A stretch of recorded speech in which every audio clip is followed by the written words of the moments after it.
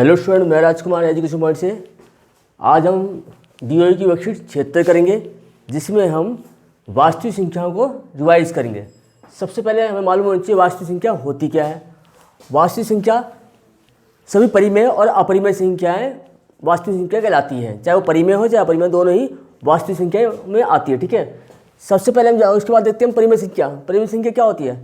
परिमेय संख्या वह संख्या होती है जिसको हम P/Q के रूप में कन्वर्ट कर सके, यानी उसको फ्रैक्शन के रूप में व्यक्त किया जा सके, उसको बोला जाता है परिमेय संख्याएं। ये दो तरह की होती है, एक होती है शांत और दूसरी होती है अशांत। शांत परिमेय संख्या वह संख्या जिसका दशमलव प्रसार अवसानी व अनावर्ती यानी कि टर्मिनेटिंग एंड नॉन रिकरिंग हो। ये होता क्या है?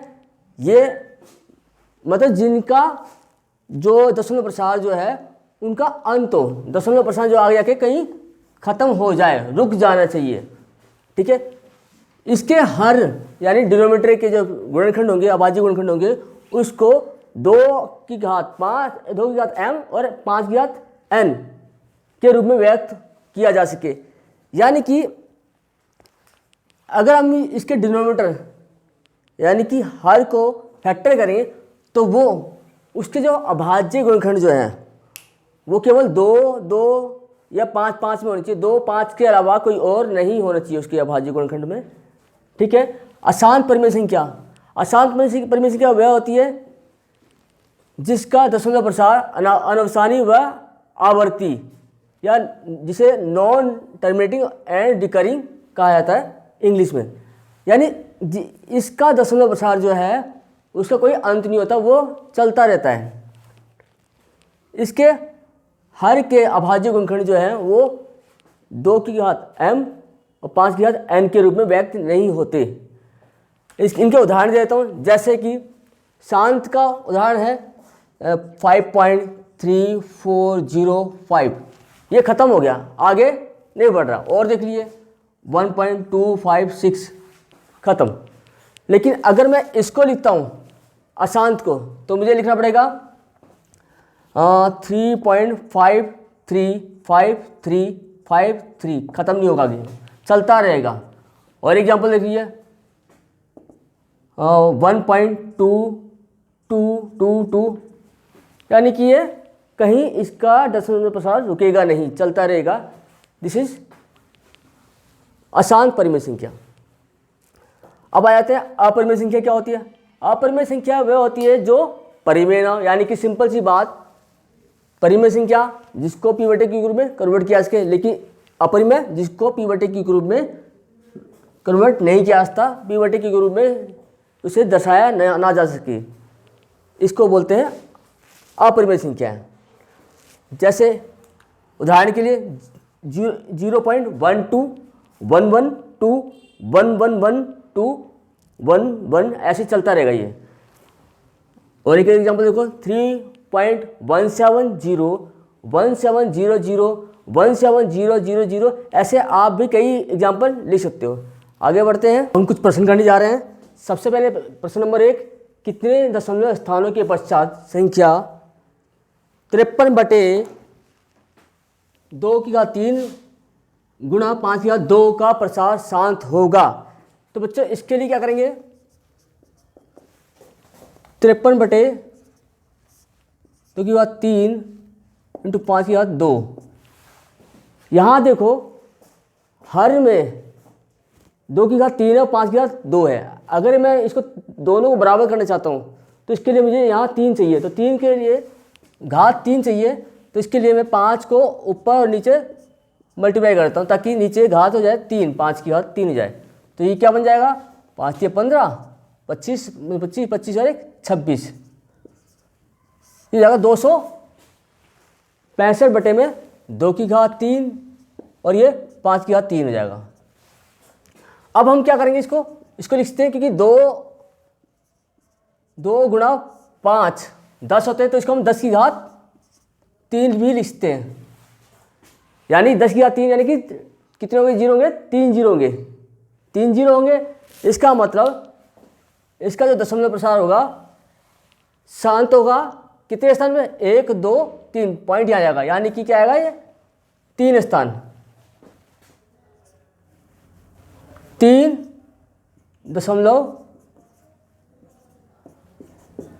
स्थान पर इसका प्रसार शांत होगा।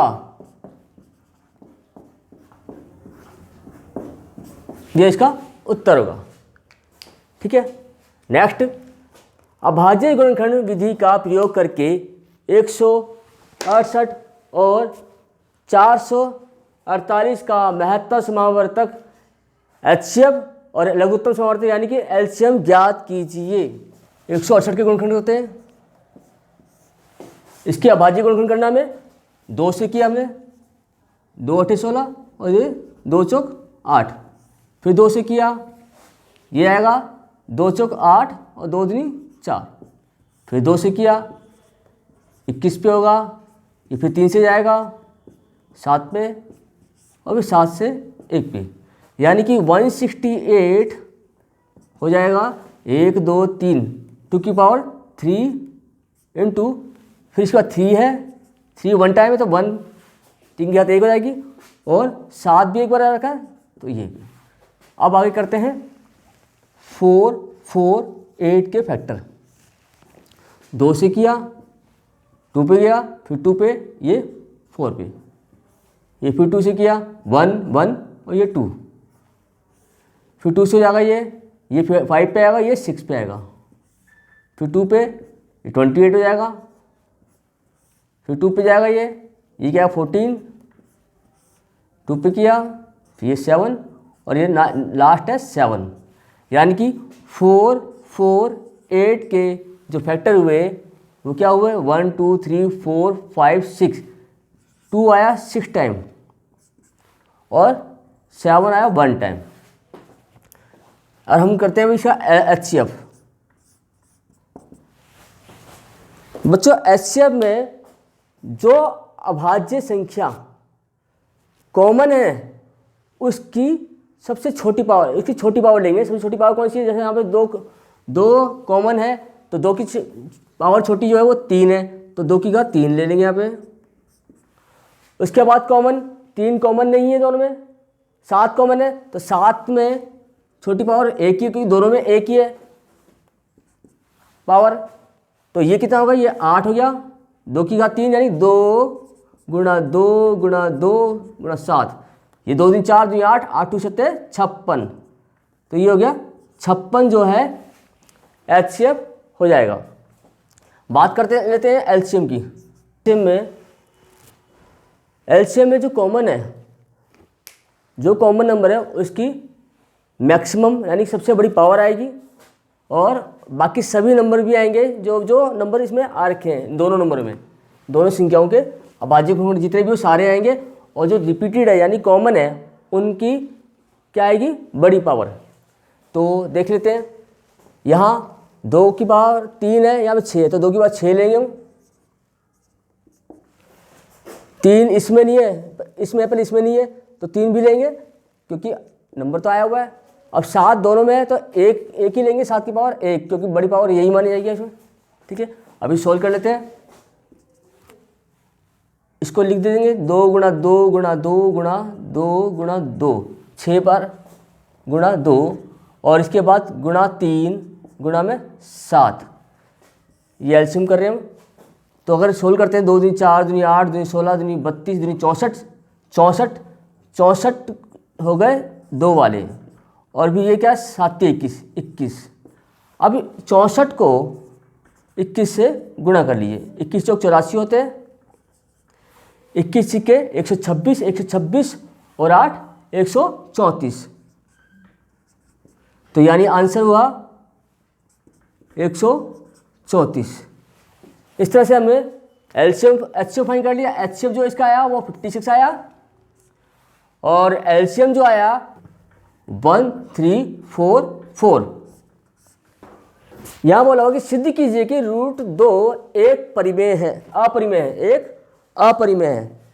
इसके लिए हम मान लेंगे क्वेश्चन नंबर 3, माना √2 अपरिमेय सिद्ध करना है, पर हम इसका उल्टा मानते हैं परिमेय। √2 को हम परिमेय मान लेते हैं,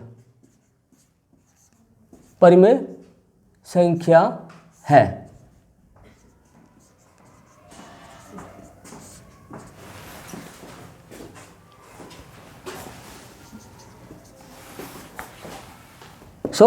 इसका मतलब इसको √2 को हम p/q में लिख सकते हैं। ये भी मान लेंगे √2 जो है p/q के बराबर है। अब इसको स्क्वायरिंग करते हैं, दोनों साइड स्क्वायर करते हैं, तो 2 बराबर क्या हो जाएगा p² / q²। दोनों ओर q से गुणा कर देते हैं, गुणा करने पर तो ये क्या हो जाएगा 2q बन जाएगा, और यहां से p² / q² का q कम हो जाएगा, एक q जाएगा। अब यहां देखिए 2 साइड है, एक लेफ्ट साइड एक राइट साइड। तो लेफ्ट साइड में अगर हम देखें तो वहां जाएगा 2q, जो कि क्या है प्राकृत संख्या है।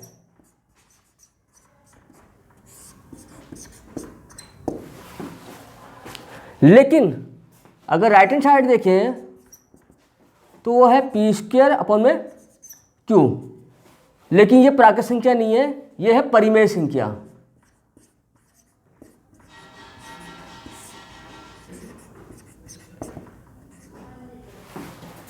इसका मतलब left hand side not equal to right hand side.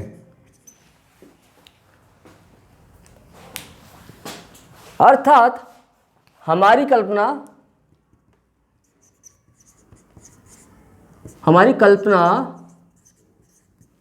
गलत है, क्योंकि हमने माना था कि √2 एक परिमेय संख्या है। इसका मतलब √2 परिमेय संख्या नहीं है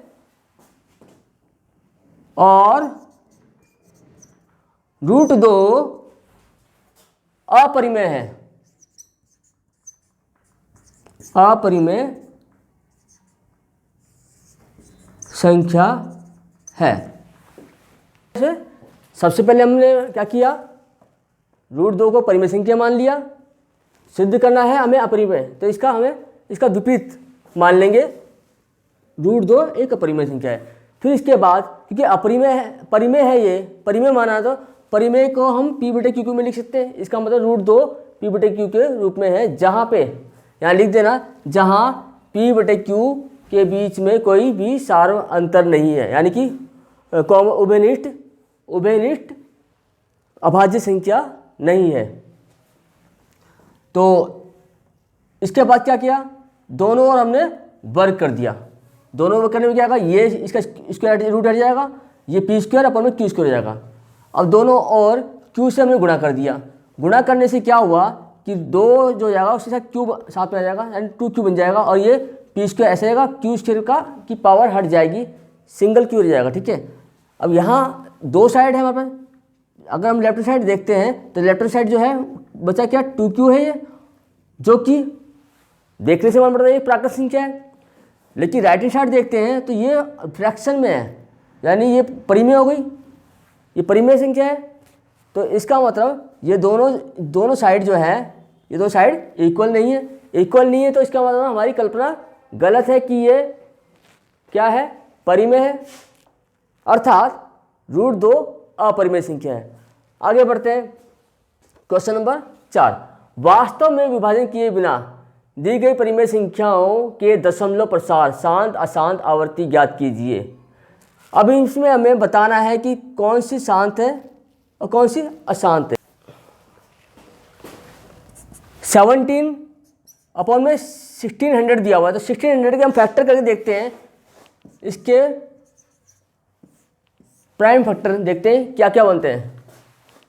2 से किया 800 हो जाएगा ये, फिर 2 से किया 400, 2 से किया 200, फिर 2 से किया 100, फिर 2 से किया 50, फिर 2 से जाएगा ये 25, फिर 5 से जाएगा, फिर 5 से जाएगा।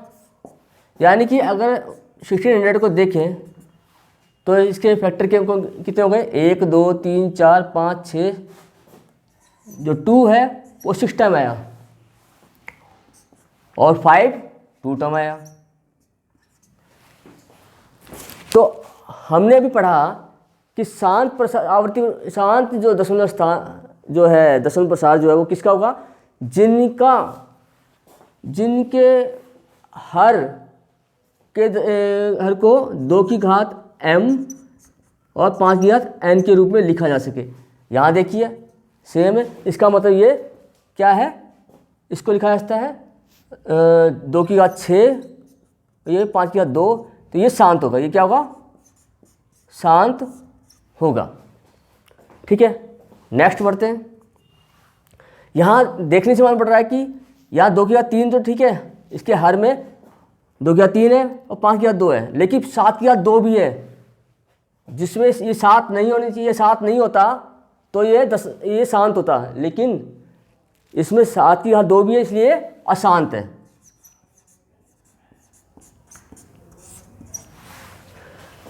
अब इसको देख लेते हैं। यहाँ गौर कीजिए 23 बटे में 5 की 2 की घात 3 और 5 की घात 2 है, जो इस फॉर्म में है, तो इसका मतलब ये भी शांत है। नेक्स्ट 5वां क्वेश्चन देखिए, सही विकल्प पर सही का निशान लगाइए। पहला है 28.345612, ये परिमेय संख्या है या अपरिमेय संख्या? देखिए ये क्या है, इसका दशमलव प्रसार रुक गया है। ठीक है, तो ये क्या हो गया, परिमेय होगी, क्योंकि इसे हम p/q के फॉर्म में लिख सकते हैं, तो ये हो गया परिमेय। इसको हम परिमेय पे सही का निशान लगाते हैं। यहाँ लिखा 0.1011001100 ऐसे ही चल रहा है ये। तो यहाँ देखने से मालूम पड़ रहा है कि जीरो जो है, जीरो की संख्या बढ़ती जा रही है, तो ये जो है ऐसी संख्याएं अपरिमेय होती है, क्योंकि इसको p/q के फॉर्म में कन्वर्ट नहीं किया जा सकता, इसलिए ये है अपरिमेय। तो इस तरह से हमने आज वर्कशीट 76 कर ली है। आशा करता हूँ आपको समझ में आया होगा, और अगर यदि आपको समझ में आया तो हमारी वीडियो को ज़रूर लाइक कीजिए, कमेंट कीजिए और शेयर कीजिए। धन्यवाद।